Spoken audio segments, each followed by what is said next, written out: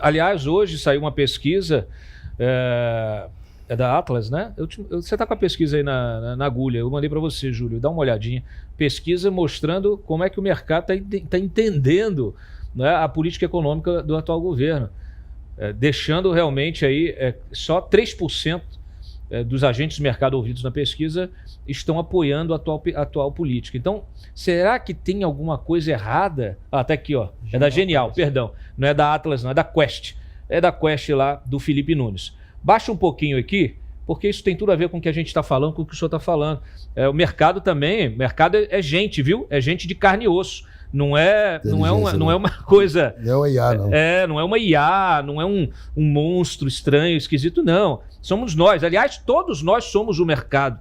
Todos nós somos o mercado. Você tem lá ações da Petrobras, pegou tua poupança e comprou ações da Petrobras, você também é mercado. E lamenta muito quando alguém vai lá, faz uma mudança de gestão e isso derruba. Então tá aqui, ó. Olha isso aqui, ó. Avaliação do governo Lula. Carol, já chamo você, tá? Só para a gente ir contextualizando, porque tem muitas pautas que estão, vamos dizer assim, interligadas com o que a gente está conversando. Ó, avaliação positiva do governo Lula pelo mercado, 3%. Regular, 7%. Negativo, 90%. Uma hora isso aqui se espalha pela sociedade e aí vem uma coisa, aí o governo fica insustentável. Porque assim, a gente já viu isso acontecer em outros momentos. Quando o governo insiste, e é o que está acontecendo, insiste numa política perdulária de gastos públicos, sem controle, sem ajuste fiscal, tentando travestir ajuste fiscal, tentando fazer política eleitoral. O senhor falou aqui, aquele pronunciamento do Haddad, sinto muito, senhores, aquilo é propaganda política, em rede nacional. Me admira que a oposição não tenha entrado com um questionamento sobre abuso do uso de poder político, porque está lá usando a máquina. Se fosse o Bolsonaro fazendo, nem fazia. Botava o Guedes para fazer um anúncio com musiquinha, né, com um vídeo todo editado, dizendo o que já fez e que não sei o que, lá. No outro dia estava o PSOL metendo a ação lá no STF, entendeu? Então, a oposição ainda parece pouco organizada para poder reagir a isso aqui. Então, só essa menção. E a Carol, eu vou passar para a Carol. Carol, pode perguntar aí nessa... Eu tenho uma outra coisa aqui que depois eu quero trazer para o nosso debate também. Por favor, use e abuse aqui dos nossos convidados, tanto do senador como do Andriei, que também pode dar essa percepção mais técnica e do ponto de vista econômico. Tá, Cláudio, notei aqui alguns pontos. O senador mencionou essa questão da mineração, né, que os dados seriam só para pesquisa. Eu acho isso muito bonito na teoria. Na prática, a gente sabe que o que funciona são incentivos comerciais. Todas as empresas, das grandes farmacêuticas que desenvolveram os melhores remédios do mundo foi porque eles tinham interesse em vender o remédio, senão não faz sentido você colocar tanto dinheiro assim em pesquisa. Então, esse ponto muito me preocupa. A gente sabe que ou você faz mineração de dados para fins comerciais, para que as empresas que têm inteligência artificial possam sim colocar o produto delas para vender e ganhar dinheiro com isso, ou a gente está realmente travando a inovação no Brasil. Então, esse parênteses. Essa questão das relações trabalhistas que o Andrei trouxe, ontem à noite eu peguei, estava pesquisando sobre o PL, e eu achei esse relatório da FEComércio, e eu fiquei extremamente surpresa, porque eu estava esperando um relatório técnico, assim, de discussões de fato de tecnologia, e eu me deparei com um relatório falando exatamente isso, de avanços que a gente já tem nessa lei, mas com uma preocupação peguei aqui, que foi o que ele acabou de falar aqui sobre o artigo 56. A gente jogaria para o CIA, que é esse órgão que vai regulamentar, políticas relacionadas às relações trabalhistas em matéria de saúde e segurança ocupacional. E abaixo, nesse mesmo relatório da FEComércio, está lá riscos de judicialização excessiva e conflito de competências. Quer dizer, você joga um assunto que cabe à Justiça do Trabalho para um órgão, de novo, não é o Congresso, a gente joga para a CIA regulamentar. E aí eu fiquei realmente ontem com essa pulga atrás da orelha. Eu falei, eu não acredito que num projeto de inteligência artificial a gente esteja pensando em quê? Que a gente sabe que esse é o grande medo da maioria da população, né? É que se as máquinas vão substituir os homens. Então, a gente está tentando se prevenir aqui na legislação brasileira para criar condições aqui de legislação trabalhista, para criar ônus para as empresas que venham a demitir, a contratar alguém por conta, venham a demitir porque a inteligência artificial pegou o papel dessas máquinas. Eu acho que isso é um atraso completo, assim, não deveria ser isso que a gente está debatendo. E, por fim, só uma coisa do artigo 14, aqui, o inciso 11, que é o artigo que define o que é, né, alto risco, tem um ponto muito específico que acaba abrindo brecha, deixa eu só pegar ele aqui, que acaba abrindo brecha para que você regulamente, sim, as redes sociais, que ele fala aqui, ó, sistemas de identificação e autenticação biométrica para o reconhecimento de emoções, excluindo-se os sistemas de autenticação biométrica cujo objetivo seja a confirmação de uma pessoa singular. Quem lê esse inciso aqui solto pode achar que esse medo que a gente tem de andar por aí e ver a inteligência artificial reconhecer a nossa face, mas quando a gente pega um filtro de Instagram, né, que todo mundo aqui faz, eu faço todas as vezes que eu vou repostar meus vídeos e coloco ali, dou ali uma melhorada, isso se aplica. Então, foi o que eu falei um pouquinho no começo, você está abrindo brechas por um órgão que não é o Congresso Nacional para regulamentar. Então, quer dizer, você deixou esse artigo, foi o que aconteceu, por exemplo, no PL do 2630, que a gente debateu. Quando você bota um artigo definindo ali o que caberia ser censurado, é tão amplo, você abre uma brecha para que tudo possa ser regulamentado no Brasil, tudo possa ser entendido como alto risco e, de fato, a gente estaria, sim, implementando a censura por vias indiretas no Brasil. Eram esses meus pontos, Cláudio. Fiquem à vontade. Bom, não, só tranquilizar a Carol, porque a gente não pode abrir brecha onde não tem ambiente. A brecha hoje é o ambiente da inteligência artificial em si. Onde você pode tudo, você não tem sequer a capacidade de aprimorar, de colocar em prática medidas de segurança, de proteção do cidadão. E esse é um debate que o mundo tem travado, de uma maneira, cada um da sua maneira. A União Europeia, na defesa do cidadão, um foco maior, com muitas restrições, mas para defender o cidadão. Os Estados Unidos para defender as empresas, porque não é um debate equilibrado. As plataformas todas têm uma pequena mancha no mapa mundial dizendo aonde elas se desenvolvem, quem domina praticamente todo o ambiente, 80%, 90%. Então é evidente que vai tentar influenciar o tempo todo os outros países para regular e regulamentar a sua maneira, a minha maneira, né? Porque vai fazer, eles desenvolvem esses super cenários aonde a gente tem que se adaptar. E a China que faz não tem regulação, mas ela faz voltada ao Estado, porque o Estado ali é tudo.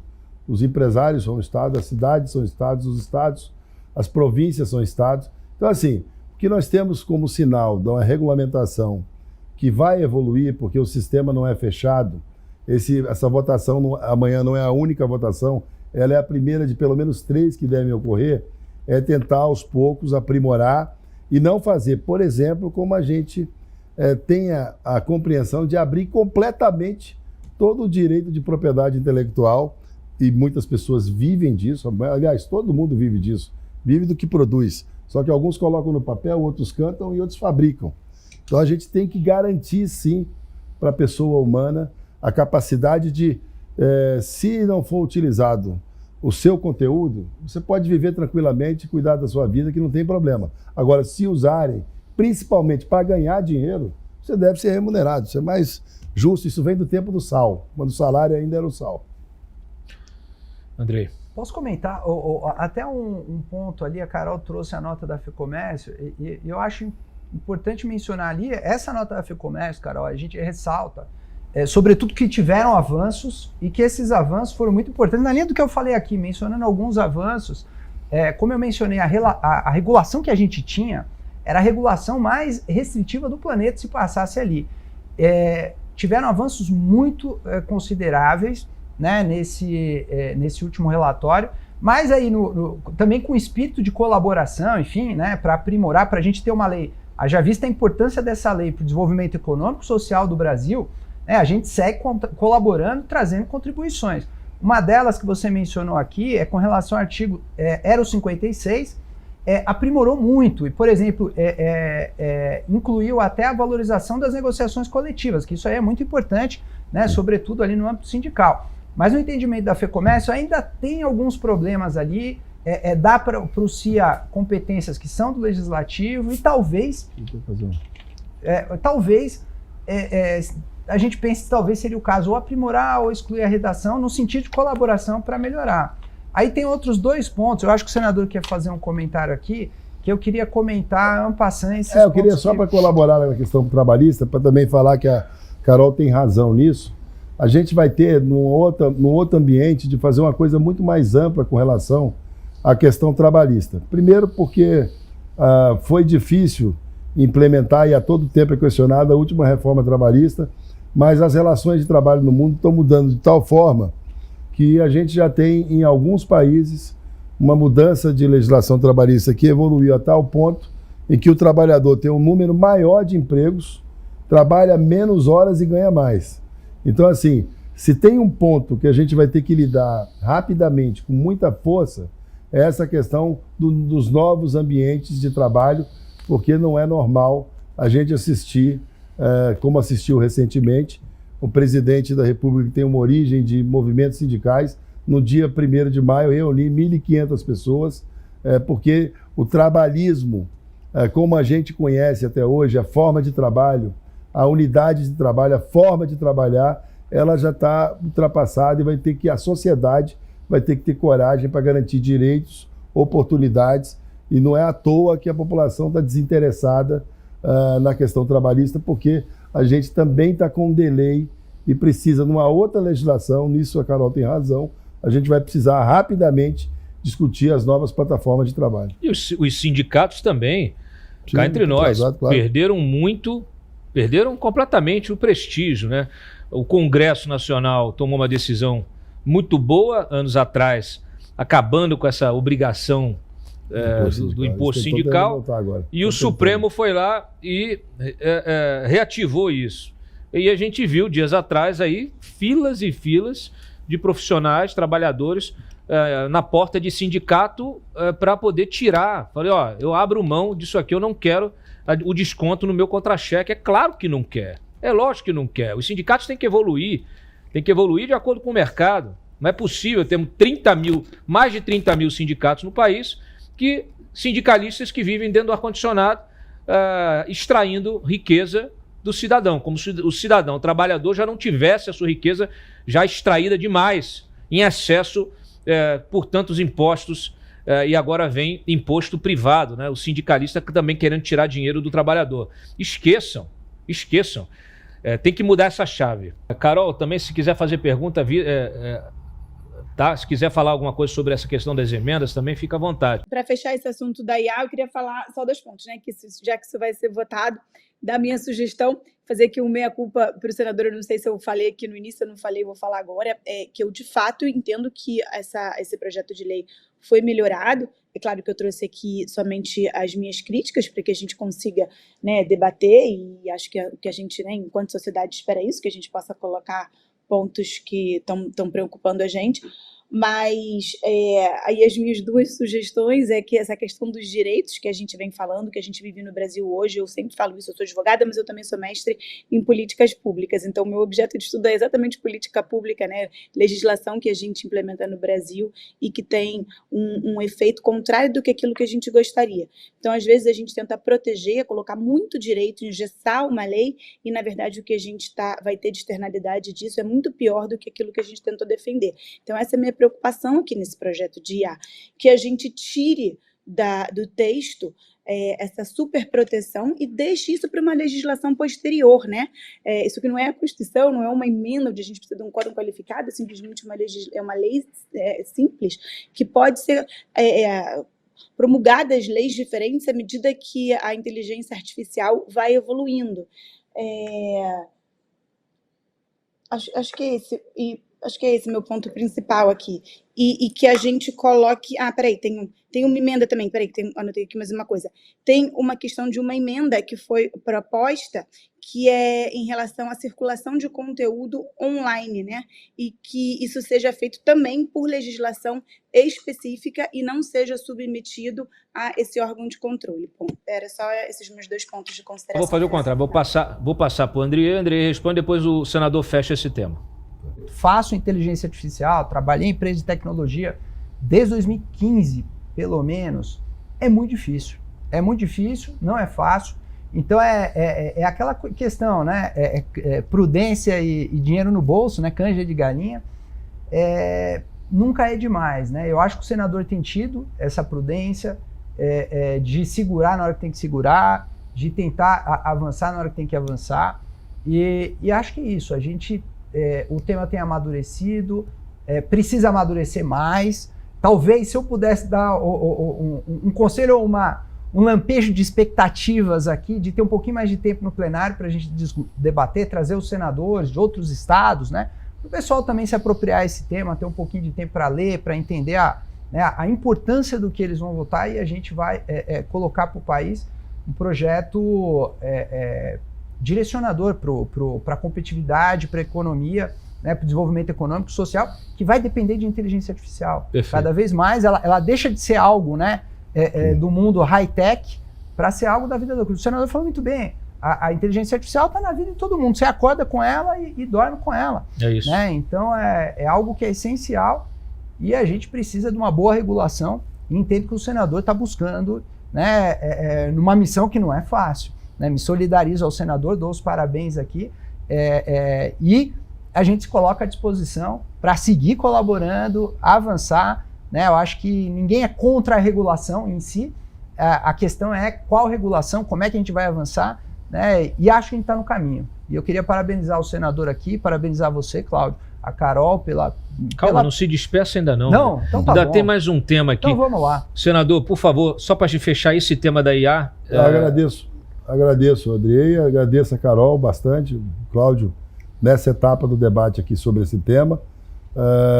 A inteligência artificial colocou a todos nós não tem mais fronteira, nós moramos numa rua com 7 bilhões de vizinhos, alguns bisbilhoteiros, outros gente boa, outros nem tanto.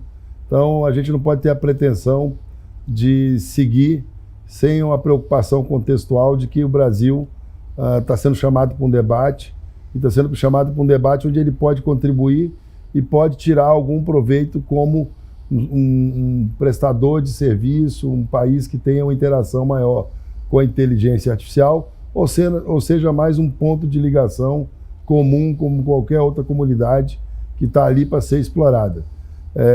O maior risco, e eu quero agradecer a Carol pelas contribuições, e chegar à conclusão que eu cheguei lá atrás. É pedagógico botar essa matéria amanhã para que ela comece a ter vida própria na Câmara dos Deputados, com mais debates, mais discussões, mais modificações, e que ela volte para o Senado. O maior risco, vou encerrar com isso, o maior risco é não correr risco, porque a gente acaba comprando o risco dos outros.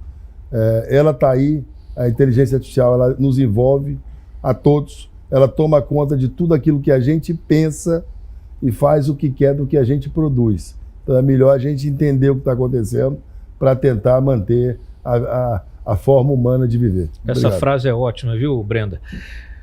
Toma conta de tudo que a gente pensa e daquilo que a gente produz. Com certeza. A gente vai ter que conviver com isso e tentar viver no mundo humano. Não podemos... e tentar permanecer no mundo humano, né? Não nos tornarmos obra de ficção científica como escravos da inteligência artificial.